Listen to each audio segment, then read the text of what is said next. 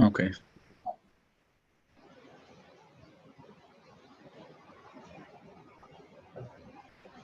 We can start? Yes, Prabhu. Okay.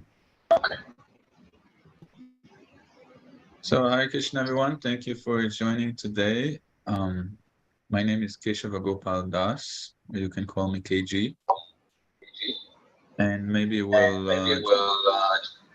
I'll introduce myself. I was born in Israel, and I moved to United States when I was 18. I'm also a business analyst in the daytime, and I've been practicing this kind of yoga, what's called Bhakti Yoga, for about 10 to 12 years. And so today we'll go over the journey of self-discovery. This is day 6. So I believe you already went through a lot of topics. And so we'll do a summary. And then we'll go through day 6, which is the practical application of Bhakti Yoga. So we'll dedicate the first 10-15 minutes for a summary, and then we'll go to the a little bit of kind of intro to the practical application, and then to the real what can we really do with this knowledge. All right, so if is there anything else that you'd like to share, Kokila?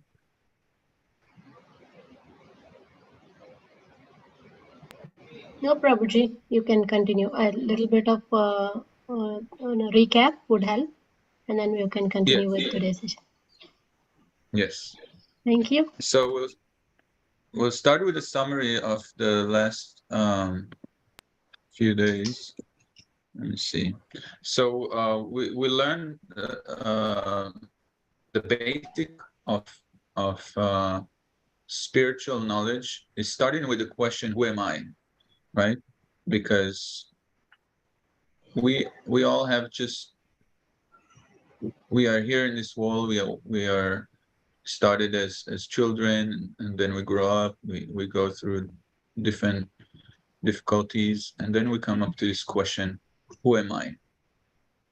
So even scientists are trying to find out what is this, what is this body that we're in. But the yogis, the sages that got this very important knowledge, they gave us this answer that we are not just the body, but we're a spirit soul. What does that mean? There's different subtle things in this world, right? For example, in this room, we are talking through what's called Wi-Fi or internet, right? We cannot see internet, we cannot see Wi-Fi, but there is a transfer of information through these waves that are subtle waves.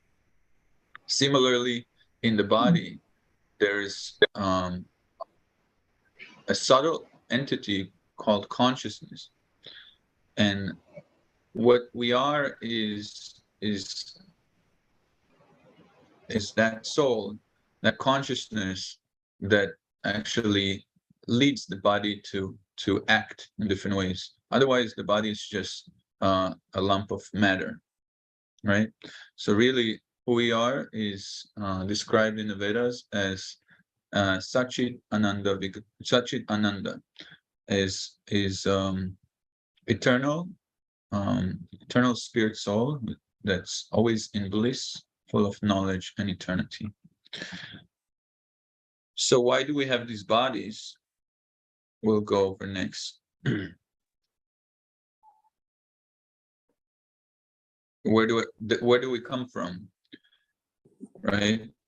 That's another question. So the eternal, if we are a soul, where does the soul come from? From the source of all souls. So we are coming from the super soul, which is also known as God, Krishna, Krishna created both the spiritual world, or the spirit, us, and also the material world. So our spirit belongs there. The matter will stay here.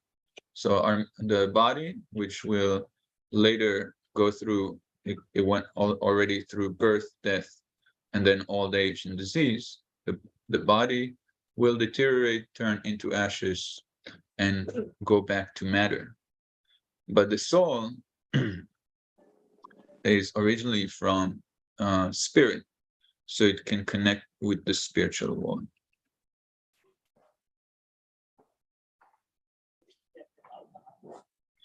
So where am I now? We described this is the material world.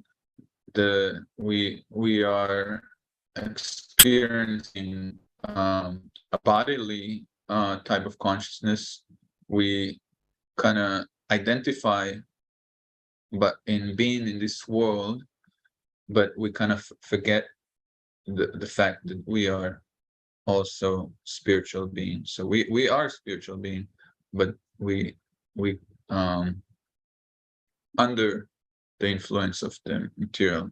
So this world is called Dukhayalam and Ashashvatam, meaning it's a place where things are asat. Asat means temporary, where the spirit is always it's eternal. It always exists. It's constant. So it's called Sat. Sat and Asat. Dukhayalam and Ashashvatam, meaning suffering and miseries, right? So whenever something is temporary, then there's an annihilation, there's death. Then that causes suffering. If, let's say, I got something very nice, I got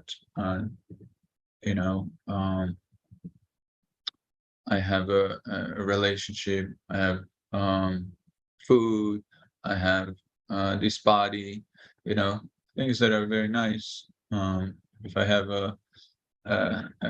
I have a cake and it's very nice and yummy, and now it's finished, so now I'm kind of yearning for another such experience. In the meanwhile, that yearning is kind of it's dual consciousness, meaning I'm missing something that is temporary. So similarly, like my body will deteriorate, and then I will feel sadness that I'm losing this body. Whereas this is the actual reality. This is the the facts of this material world. So those who are attached to temporary things will be suffering in their minds.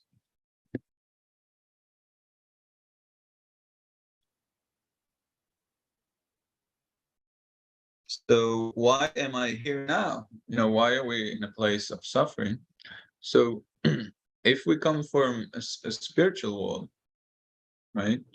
And now why do we stay in a place that there's a lot of miseries, there's a lot of bad things happening? That is because we had this opportunity or to fulfill one of our desires. And one of our desires was to act as if we are God. We have a big ego. We want to control. We want to be like God. So we came to this world to have this kind of facility that allows us to it allows us to have a certain kind of control. It allows us to feel self-centered. But in fact, because God is only one in the spiritual world, everyone is serving that creator that created all these souls. It created the material world, spiritual world. It created love. So there's only one God, but since we are trying to be like him, then they're all these souls, all these people are now in a place where they are in a type of competition to be godlike.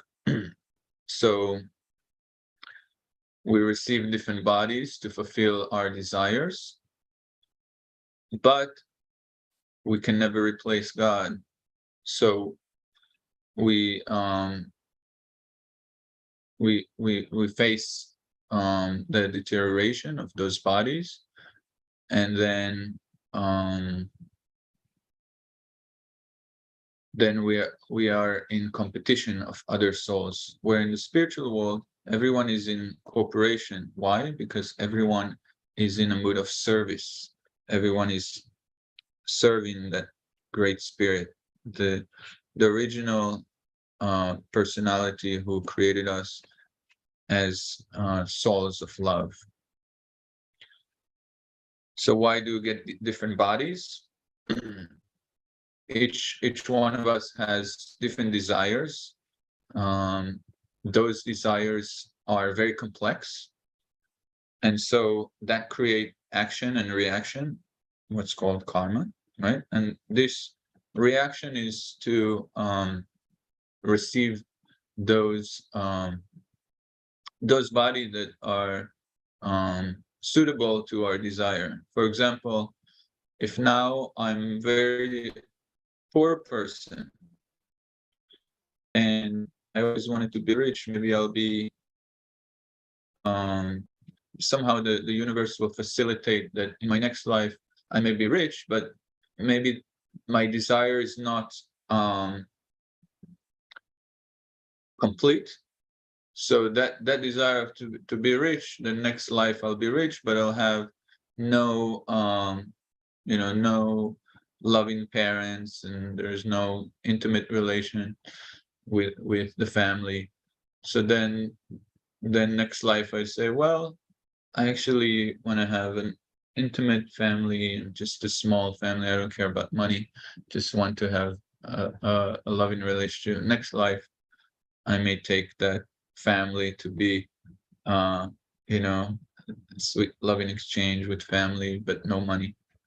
So there could be so many desires. Someone desire to fly, right? So he becomes a bird. Someone desire to be in the aquatics. Someone desire to have unlimited amount of food, right? So he may become like how do you call it? The things that eat your wood, or like a pig. Pig always enjoys a lot of food, even rolls around in the mud. But these are different ways to fulfill different desires, and as mentioned, that our desires get fulfilled, and they cannot be complete because of the nature of this world. Everything is temporary. So we are looking for happiness through these temporary desires, what's called temporary activities.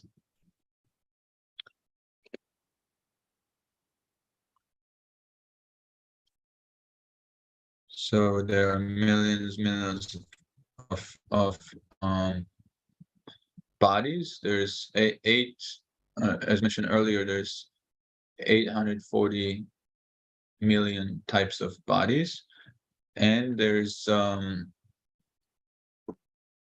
we go through different cycles. So we go through many lifetimes, many bodies.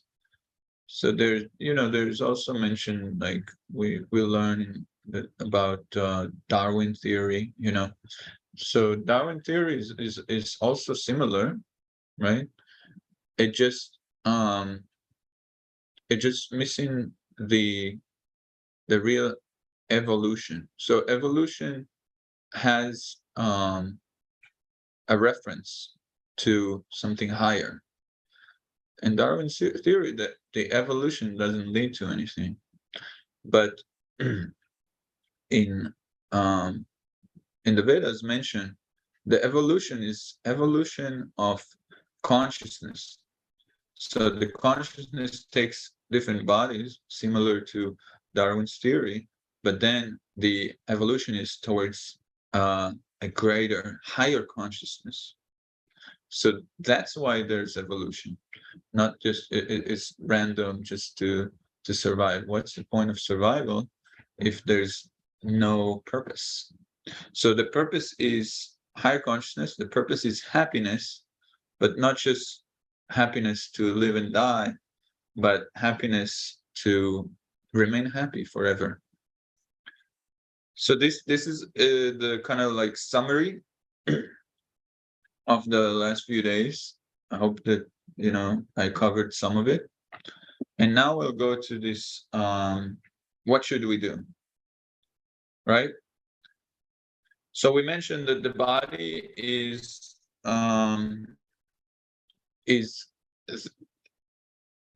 our higher consciousness body is a facility to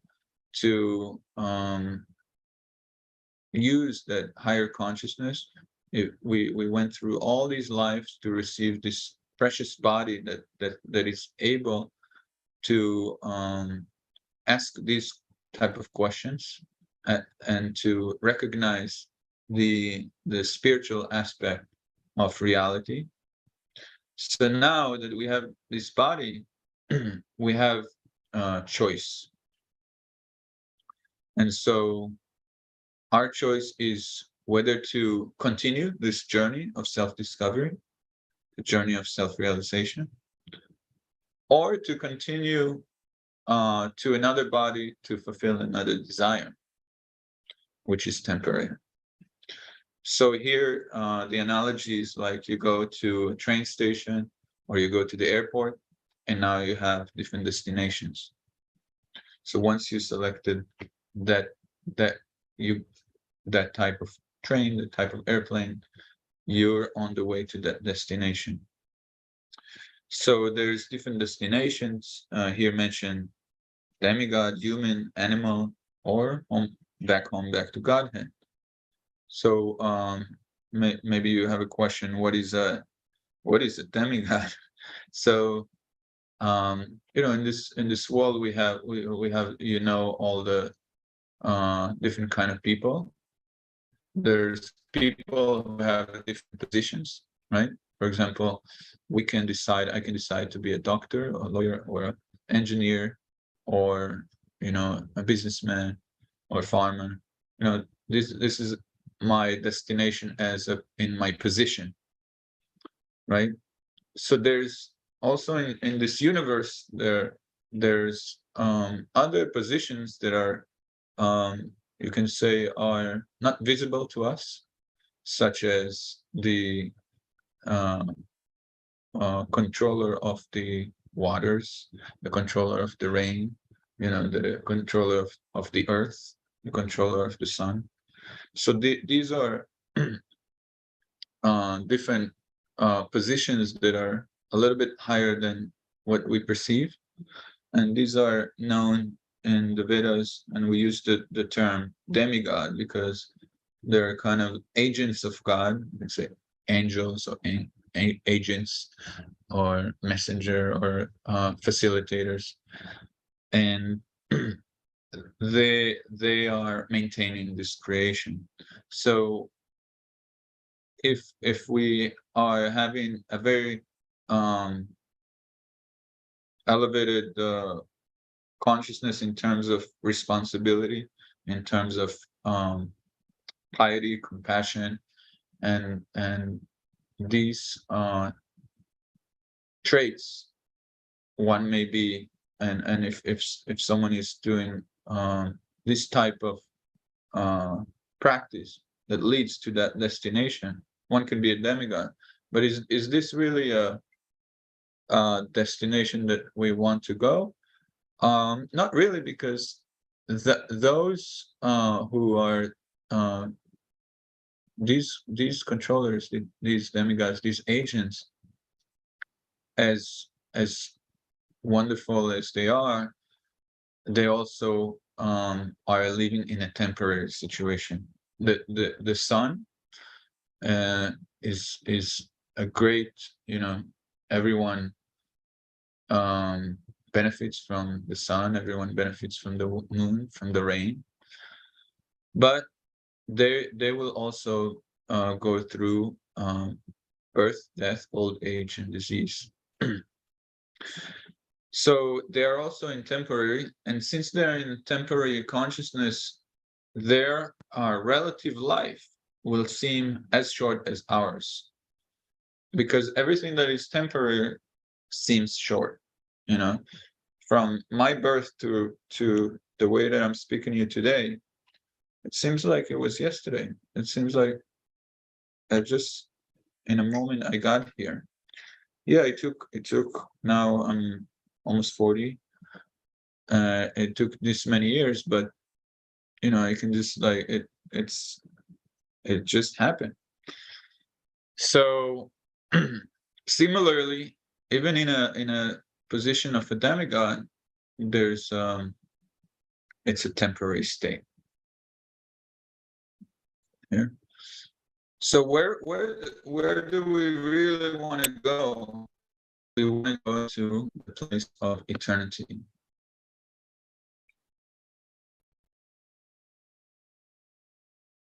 So how do I go back to that place?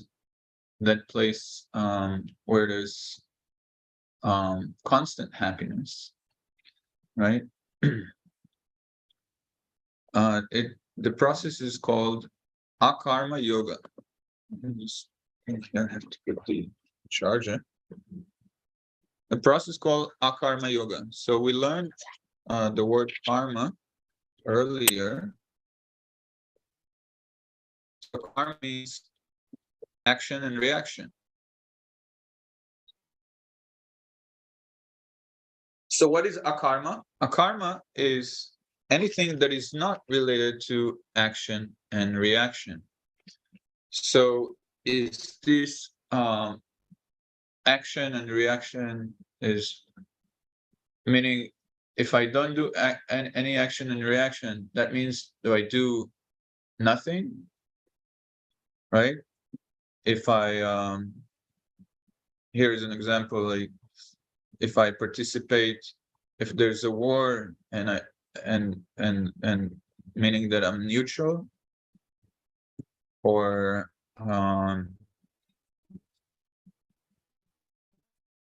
does it mean to completely stop all activities, or even like completely finish my life? No. So akarma, or stopping the action and reaction, it doesn't mean to stopping doing things. What it means actually is to do things that are in relation to spirit, right? So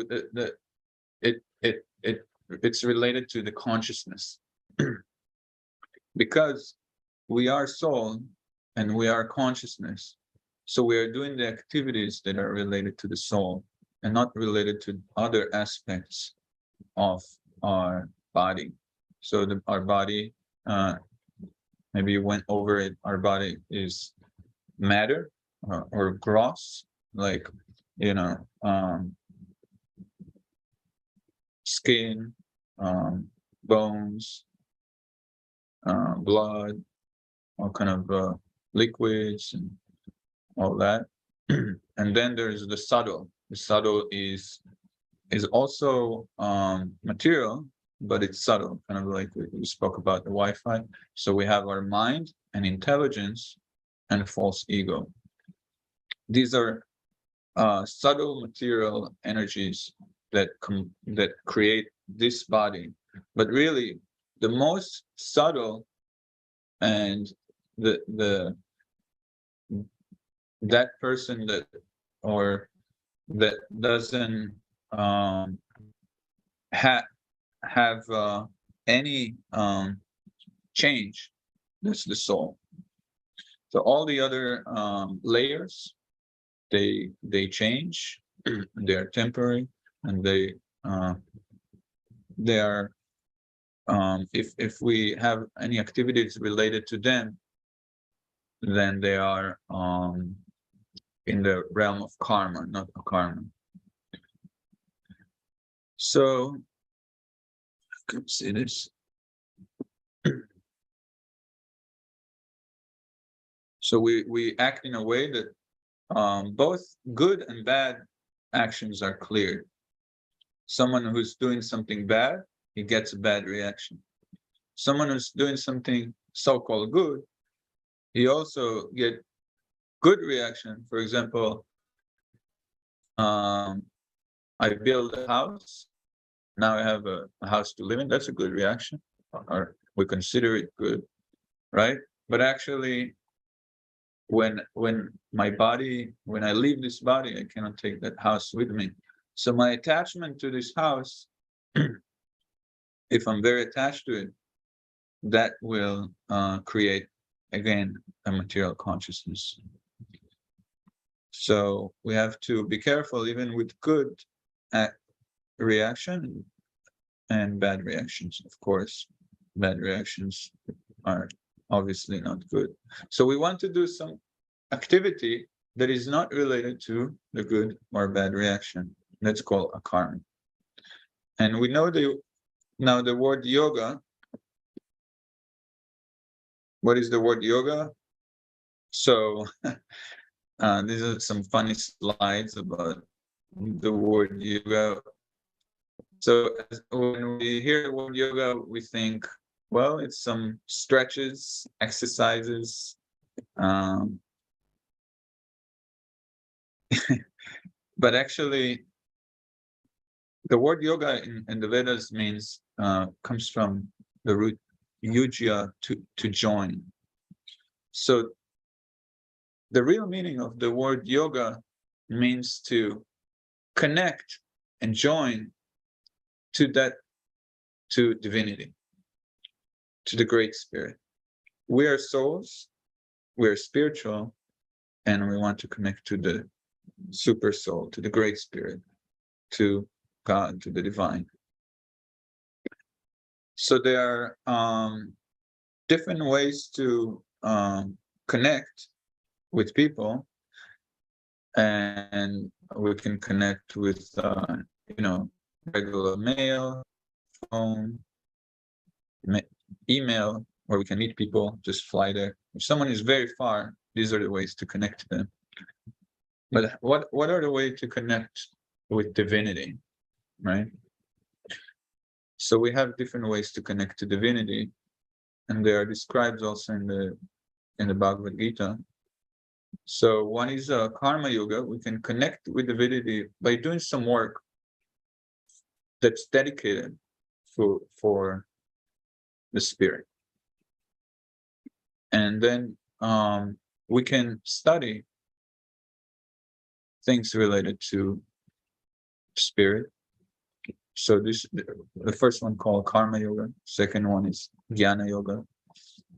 Or we can have a practice of meditation on that great spirit, and that's called dhyana yoga. But what we're really going to focus on today is that element which really is essential for all the yogas.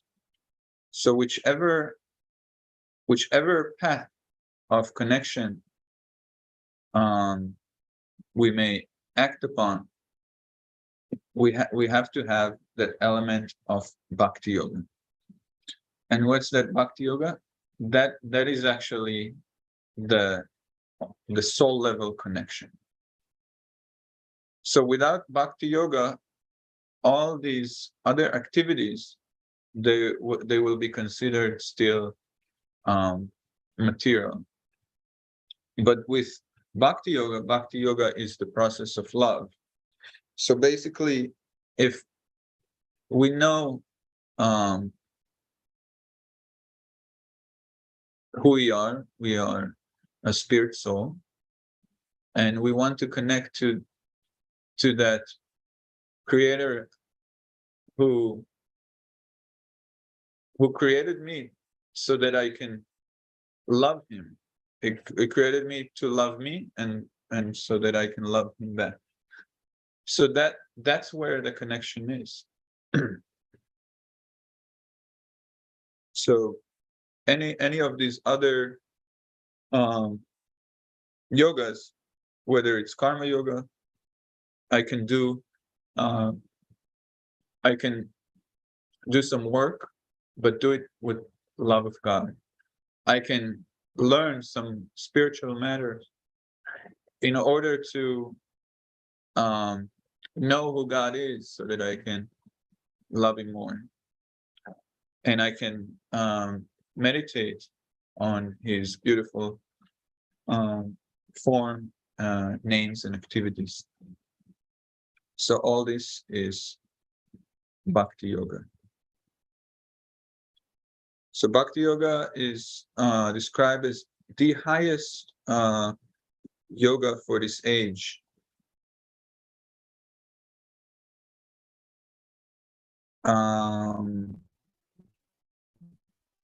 This is also described in a conversation between Krishna and Arjuna on the battlefield.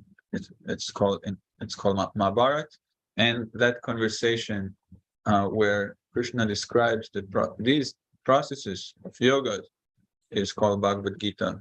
You probably are studying. And let me run through these.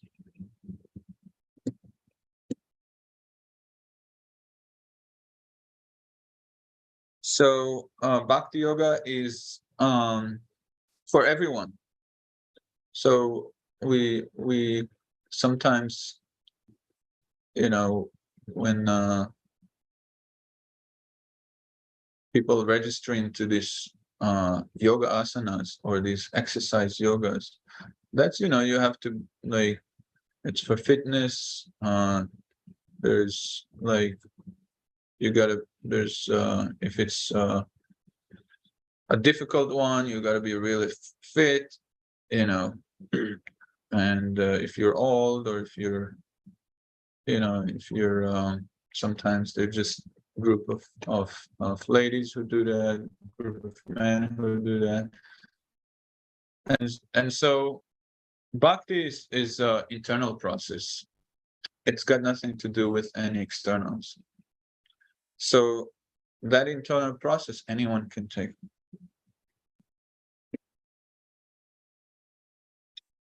And it's a, you can say, dynamic or flexible. Basically, in any situation, you can apply bhakti. You can, if you are, let's say, having some hard work, and now you're working, but you can dedicate those fruits of work to your journey of self-discovery, or to, offering to divinity. If you are a mother, you can see the super soul in the heart of the child. You can see he's a child of God, so you can love God at the same time you love your child. So that high consciousness of connecting with divinity can apply in everything and everywhere. So now we're getting to kind of the practical section, and that is, how do I really what are some ways that I can apply the knowledge that we got so far and practice it on a daily basis. So these are some this by the way, this whole slide was created by a wonderful person, a teacher, Shubh Vilas. He taught me personally in Mumbai. I was living in Mumbai for 2 years, and I received this slide from Kokila. Thank you so much. And so there's also audio from his classes from India, teaching this specific topic. So there's two very easy acronyms to remember. One is TAKE, and the second is ABCD, right? So TAKE refers to tempo, approach, Krishna, and eliminate. So we'll learn about these four words, and then ABCD. That's even more easier to remember. I just remember the ABCD. That's association, books, chanting, and then diet and deities. But let's go over the take part. So we want to practice bhakti yoga, right?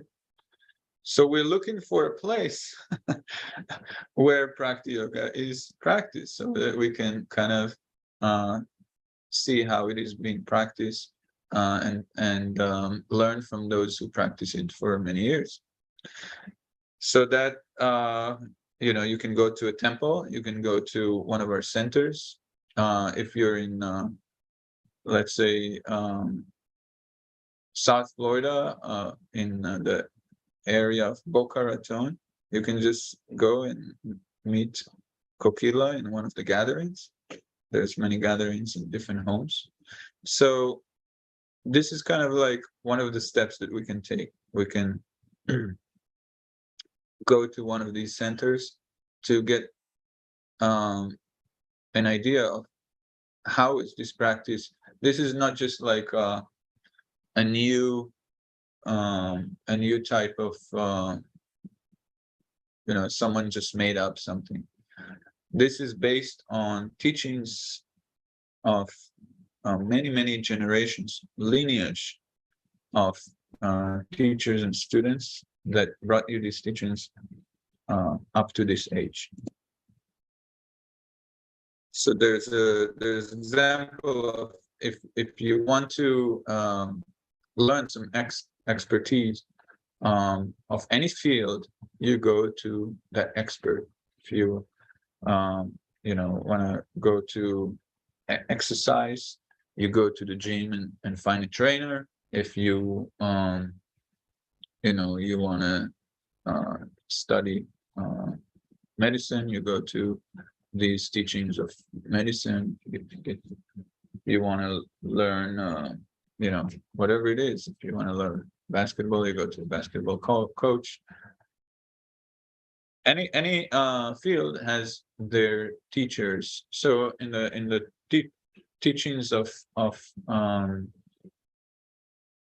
the spirit, you'll find some teachers in the temple, and when you're there, you recognize who is that person who is actually the more serious practitioner, right? So I've been practicing for 10 years. Maybe someone been practicing more than me, and I approach that person, right? So that I can learn from them. So you go to these gatherings and you approach those who are already have some knowledge and have some practice, those who are sincere. And so this T is for tempo, A is for approach. Approach means inquire. The way to get better in anything is to just try to get to the next level, go deeper, approach, inquire, study. So So approach meaning at that occasion, the same way that we're doing today, we're approaching these teachings of and I present it to you. If you have any questions, we'll have a little bit of time to answer them. So we spoke about the experts. If you want to approach any medical question, you go to the doctor. And if you want to approach any spiritual matter, you go to the teacher of spirituality. Our teachings comes from the lineage of the Bhagavad Gita. Krishna speaks to Arjuna, and then it goes to another student and teacher and student and teacher, and then until the 60s, where Srila Prabhupada brought these teachings to here to America. His teacher was Bhaktisiddhanta Saraswati Thakur, and his teacher, he has a teacher, and so forth. So Srila Prabhupada brought us these unbroken lineage of discipline succession, or these spiritual teachings. So K is for Krishna connection. So temple approach, Krishna connection. So now the Krishna connection is really where the ABCD, the ABCD practice is applied. So what is ABCD? A is association. And association means whatever you do throughout your day, whether it's meeting people, whatever you see, whatever you hear, right? You are influenced by it. So have a good, try to have a few good friends where you can learn from, right? Have some friends that are practitioners, devotees, right? They will help you with your journey of self-discovery. So that is called association. It's called, also known as sadhu sangha, right? And we also try once in a while to associate with very great practitioners. So it is, then you can get a real great inspiration, right? So the first letter here is A for association. Second one, okay, this is just a couple of slides showing different dogs who are, I guess, associated with different owners. So they get kind of, by their association, they get their influence. Of course, this is, see, this dog is have a really good association, so is really happy. But if you have bad association, you get really skinny.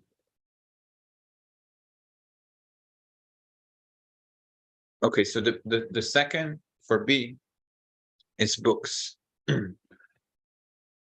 Books is, you can say books is the basis, is where we get our reference from, where we can go deeper in this study on our spare time. There's not always a chance to speak to everyone all day long, you know, and there's a vast amount of knowledge. So these books that are brought by some of these books were translated from Sanskrit by Srila Prabhupada, and for example, the Bhagavad Gita as it is, and we also read the Srimad Bhagavatam, Chaitanya Charitamrita. There's also other books that we can recommend, and these are the books that are focused on this topic, the topic of the journey of self-discovery. So this is the topic. There's no other agenda. That's why it's called As It Is, right? So take some time to with yourself to study these books, because there's like, if someone gives you, like, let's say a plant and it's already grown, right? Sometimes the people get a little bit, lazy, and they put this plant aside, and then the plant dies. But if you yourself, if someone gave you just a seed, and if you yourself put that seed and water it every day, then you get a really good connection of, oh, I did this practice, I water the plant, and now I have a practice of watering this plant. I have a good connection, and I feel responsible for the growth of that plant. So similarly, we have that spiritual growth, or it's more of a uncovering. So it's up to us, right? So take some time to read some books. Then C is for chanting. So we said A, association, B, books, C for chanting. So that chanting is really our precious time to have a really heart connection with divinity. This chanting is the easiest method to remove all the obstacles in the mind and transcend and connect to spirit. This especially this mantra that we are chanting has only one focus, and that's connection, a spiritual connection. There could be other mantras that someone say, well, I want a mantra to be very rich, I want a mantra to heal from some wounds, right? I want a mantra to to be physically strong, all kind of but these are not spiritual. Some may use these mantras to the same way that anyone wants to progress in any material endeavor. But this chanting that we're talking about is an opportunity for spiritual connection. And so it's like an umbilical cord. We are connected and get nourished from our divine mother and father, Radha Krishna, right? And so we chant their names, and we get close to them. It's like you'll see in the next slide, it's like a phone call. When we want to connect with our friends, we just pick up the phone and call them. Today I'm connecting with you through this internet. But how do I connect to divine? Is through chanting. So we chant this mantra, Hare Krishna, Krishna Krishna, Hare Hare, Hare Rama, Rama Rama, Hare Hare. So these three names, Hare, Krishna, and Rama, are the names of Radha and Krishna, the names of God, and it's in the mood of connection. This mantra is revealed in the Vedas, in the Santarana, Kali Santarana Upanishad, in a conversation between Brahma and Narada Muni, where Narada Muni asks Brahma how to cross this difficult period of Kali Yuga. right? And then Brahma mentions to chant this mantra, and with this mantra, it will be very easily to cross this this yuga, which is the kind of the darkest yuga out of the 4 yugas. So we take time. I take time early morning to chant this mantra, and we have the beads. We can chant it when we go together in a group. We chant it as a kirtan, or every time we connect with some beads. Maybe I'll show you some beads here.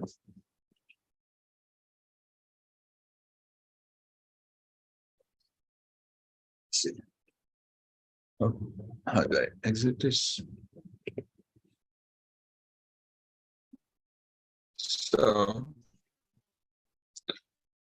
I have these beads, and so I have beads. There's 108 beads here, and when I wake up in the morning, after taking a physical shower, and I take a spiritual shower. And that spiritual shower is to cleanse all the material thoughts that I have, and just connect with spiritual thoughts. What are the spiritual thoughts? The names and forms and pastimes of the divine couple. So I chant one round on one bead, one mantra on one bead. So I hold it like this, and then I chant Hare Krishna, Krishna Krishna, Hare Hare, Hare Rama, Rama Rama, Hare Hare. And then I go on to the next bead. And like this, there's 108 beads in a round. And so you can try to do, one round takes about 5 to 10 minutes. So if you do 4 rounds, it will take 20 minutes. If you do eight rounds, it will take between 20, so 20, 30, 40 minutes. 8 rounds will be about an hour. And if you do like 16 rounds and you do it kind of very good flow, you can do it with an hour and a half or 2 hours. So if you wake up very early, then you have a little bit more time. I like to wake up, let's say, at 5 o'clock in the morning, 4 or 5 o'clock. Then I can chant it, and I get connection, and I'm not worried about the activities in the day because it's very early in the morning. So it's a very good way to connect. And then lastly, for D, let me share again. Now here you can see, how do I go back here? Yeah, here you can see how the mantra is connected from our little material world here. So there's unlimited material universes. This is one universe. There's unlimited material universes, and they are to cross them, there's a big void, and then beyond that void, there's different spiritual universes, and this actually Mahamantra goes directly to the highest spiritual universe. And so that is the connection. It's the most subtle connection. It's like taking, let's say, when you take a pill, right? It's very small, but it affects all of you, right? So this sound, it seems very easy, simple, but you take the pill and the dose, and then you get what's called mantra. The mind becomes transcendent, right? So then D is for diet or DT, whatever you eat, any food you prepare, prepared as an offering for divine. So we prepare vegetarian food. These are the foods in the mode of compassion, right? No violence. And then we offer it to the divine. You can have a beautiful photos of an altar of Radha and Krishna, or you can have deities, right? And then there are, in order to maintain pure, there are 4 principles that we eliminate from our life. One is any illicit connections, any intoxication, any violent food or meat eating, any gambling. These are things that we would like to eliminate from our life to remain in good, sober state, so that we can practice, do all these practical things, and just make your home as a temple.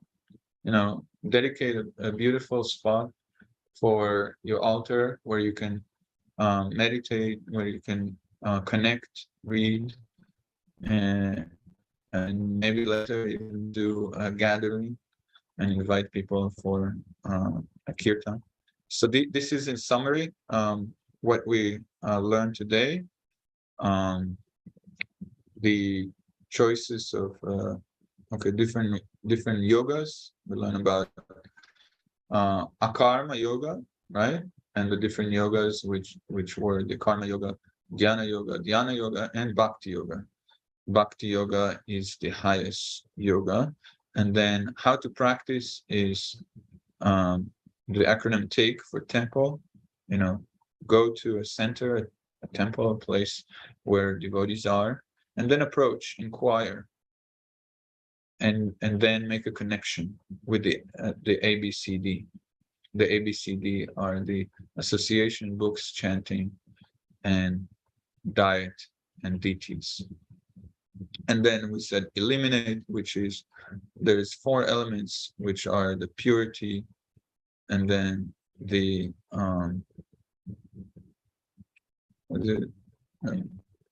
purity, then austerity, cleanliness, and truthfulness. These are 4 principles that we follow and things that we watch out for. So this is in summary the practice. We can talk about it for hours, but we had only 1 hour to talk about it. And if you have any quick questions, I have enough time. Let me stop sharing here. I hope that everything was clear. Yes, Prabhu. Thank you so much for the great class, Prabhuji. Very, very nice, amazing class. And I want to give one more information. These materials, Narayan and Rishi Prabhu got it from Chowpatty. So yeah, he helped us to get this, so we were able to get this session started. Thank you so much, Prabhuji. I think you had a session with Narayan. No, he got the PPTs. Yeah, but you also had a session with him? Yeah, he took one. Good. Thank you so much, Prabhu. Wonderful, wonderful class. Amazing facts and a lot of points.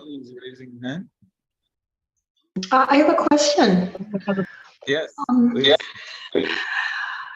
I read somewhere, and since I have grandchildren, I read something that the first 4 years of a child's life, they bring in what may have been in one of their past lives. For example, if a little boy plays soldier, or somebody wants to be an animal, or somebody has certain predispositions for art or music.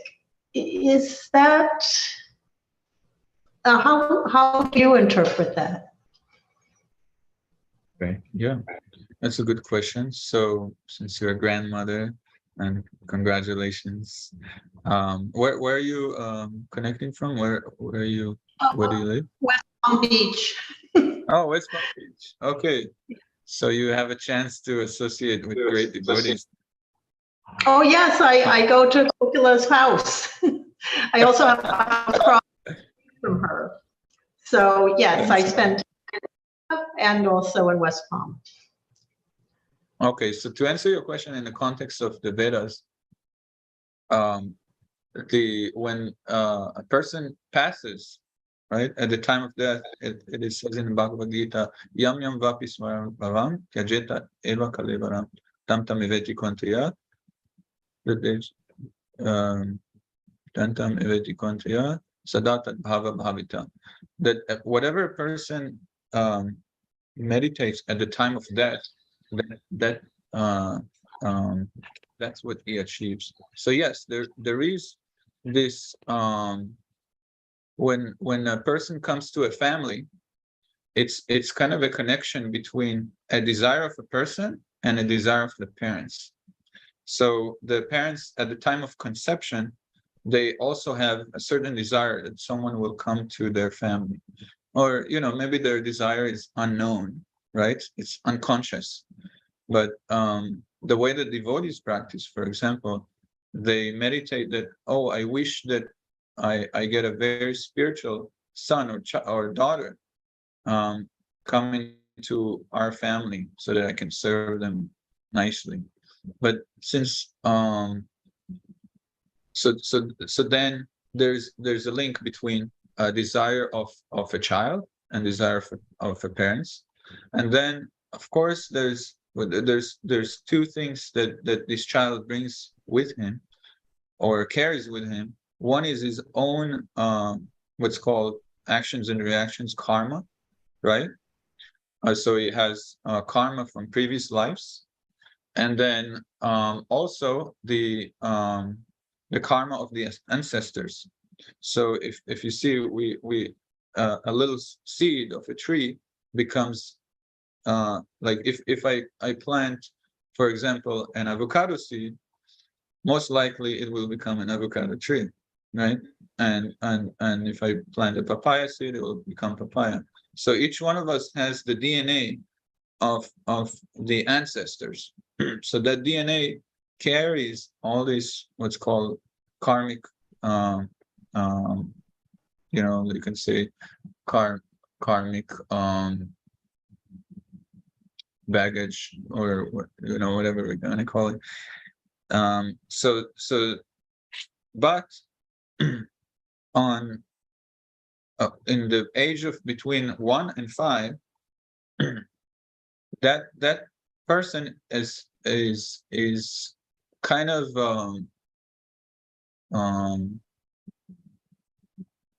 it is carried, right, by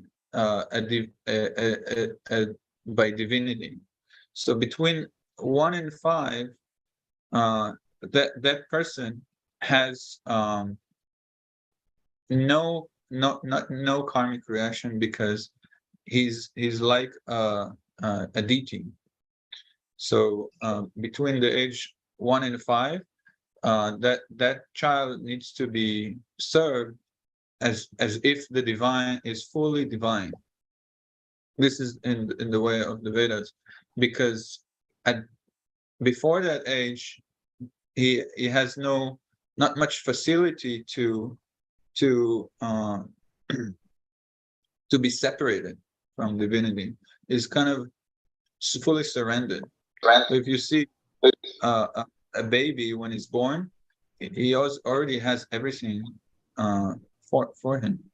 So a baby has water, air, food, mother, father, everything is there. the baby, all it does is cry, and ask for things, right? So he's representing that divine aspect of service. So if we see it in that way, we have a good way to connect, right, with divinity that also is fully formed. So sometimes we can connect, we can offer our food to a photo of in our altar, right?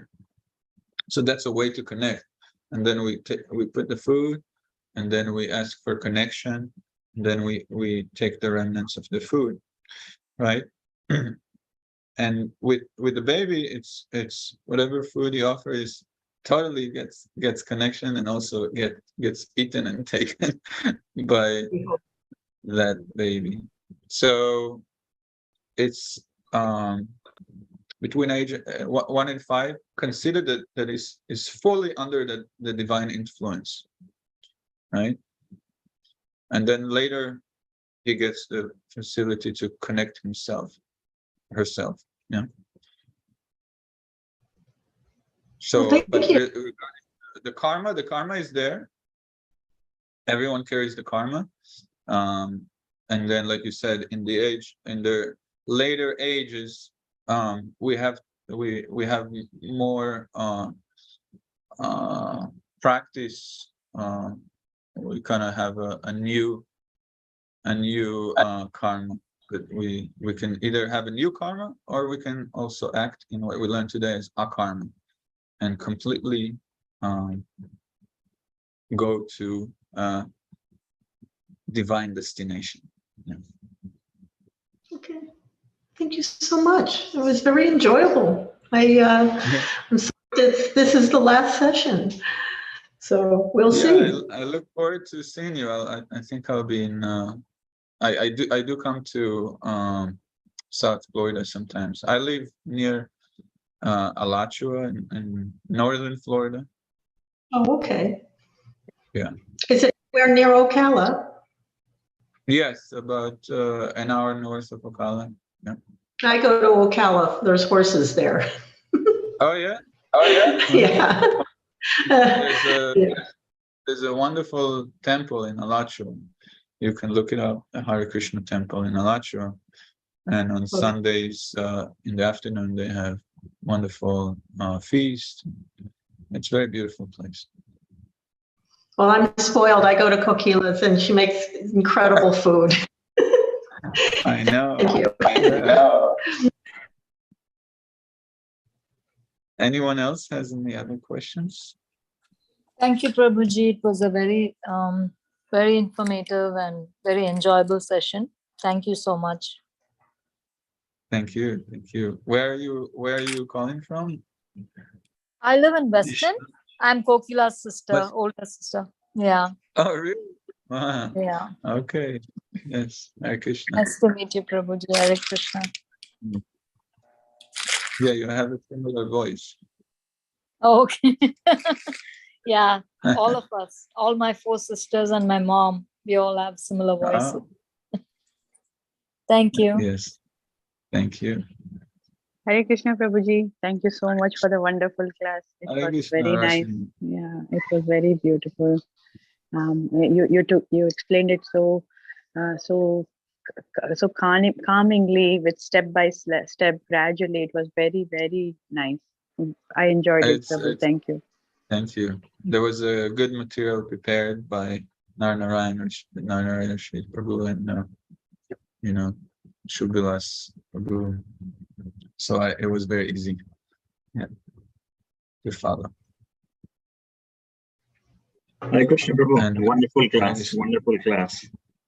Hopefully, the people who are listening can take advantage of the ABCD and the take and connect with the centers we have here in South Florida.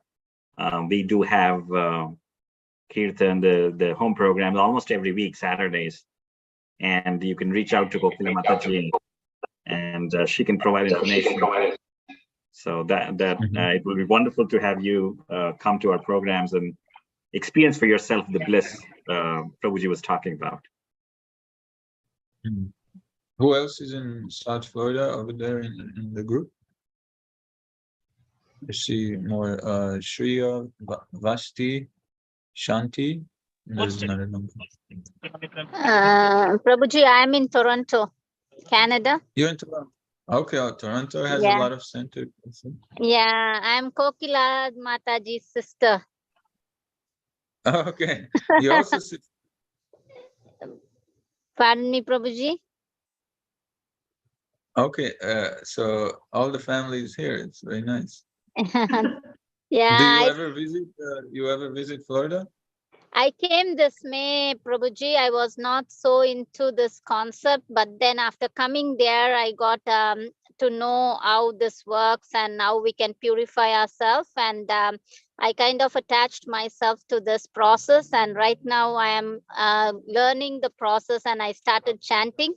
And now I'm like, I kind of see myself in a different perspective. Before, my thoughts, my thinking, everything was oscillating between positive and negative and questioning too many things and stuff like that. But right now, I kind of understand people's perspective, why they do that, and what's karma is and what we are going through.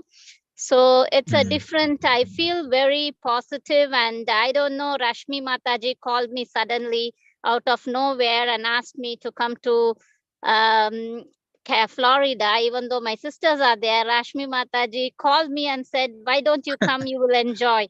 And then I thought suddenly, and I booked my tickets right away. I didn't even think twice. I want to come and experience this festival in Alachua, which is going to happen on the 25th and 26th. So I'm going to come with Kokila Mataji there. Oh, really? Yeah, so I'll come and meet you there, Prabhuji. Right, yeah. If anyone else has the chance, come this Thanksgiving. There's 2 days, the day after Thanksgiving and the two days after, right? Friday and Saturday, 25th and 26th. There's a big festival, the Festival of the Holy Name. So it will be lovely to see you, Vatsi. Yeah, Vatsi. Yes. Thank you, Prabhuji. Nice class and really enlightening today, Prabhuji. Thank you. And who else is there? Shanti? And there's another person. Okay. Yes. Hare Krishna, Prabhuji. This is Suresh. Yes, I did enjoy the lecture. It was very nice.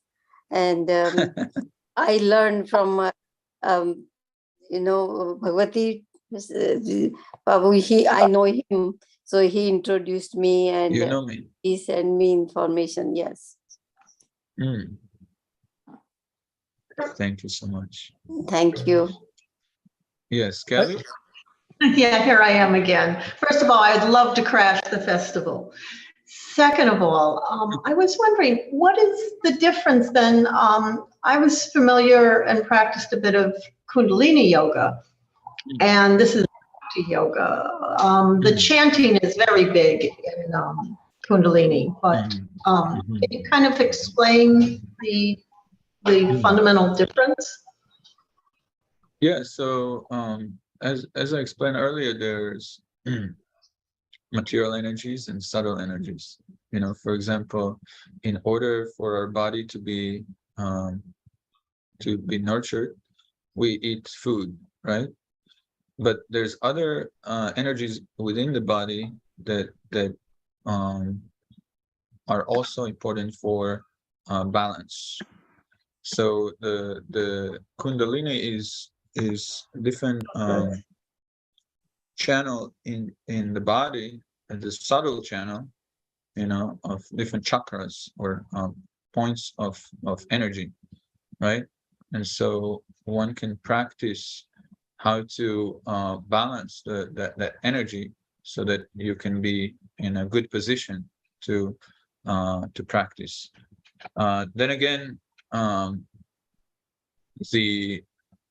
any type of other practices, those are all good practices, but we are focusing on the easiest or the most inclusive path so that anyone can practice. So you can add chanting to Kundalini, or you can add chanting to any other practice that you do, to meditation.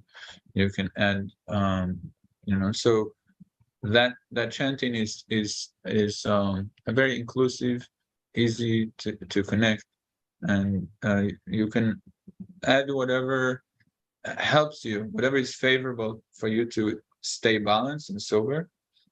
Some people do different sound healings and different all kind of interesting beautiful things. You can do different ways to gather and celebrate these mantras. But the important aspect is to stay in connection. So you want something that is easy for you to practice, easy for you to keep on a daily basis, have the connection on a daily basis. If it's for some reason too difficult, then you may not be able to do it. Gotcha. Thank you. So yeah. Hare Krishna, Prabhuji. Hare Krishna. Such a great class, Prabhuji. Thanks for your precious time. It's so nice you gave a summary of all the previous sessions and then walked us through the ABCD and all those things. It's very informative. Thank you, Prabhuji. Really appreciate it. Thank you, Suresh. Are you coming up also? Or are you? Oh, yeah, absolutely. We'll be there, Prabhuji. Okay. Yeah, you'll see maybe 1,000 people there. Yeah. It's beautiful. Last year it was amazing. Yeah, so that's really good. It's a great program, absolutely, and especially the Kirtan. It's really take you to the divine. Yep, very nice. Yes. Okay, so thank you, everyone. Thank you. And if just this course is the journey of self-discovery, and the journey of self-discovery continues. There's a wonderful thing about this process, that it usually any endeavor, material endeavor, once you reach the goal, then you kind of lose the taste. Like, okay, you want something else, right? Let's say I bought myself a bicycle, and now I want a bike. I got a bike, now I want a car. There's always something else to aspire for, and then whatever the goal is kind of like, oh, it's kind of lost the taste for that, But in this process, the process is the goal itself. So the goal is the process, and the process is the goal. So it's if we practice, then we feel like we achieved the goal, and if we achieve the goal, we continue practice. It's a very fulfilling process. Okay. So thank you, everyone, and I hope to see you again soon. Hare Krishna. Hare Krishna. Thank you. Hare Krishna, Prabhuji. Thank you. Hare Krishna, Prabhuji. Dandavat Pranam. Thank you. Bye, everyone. Hare Krishna, Prabhu.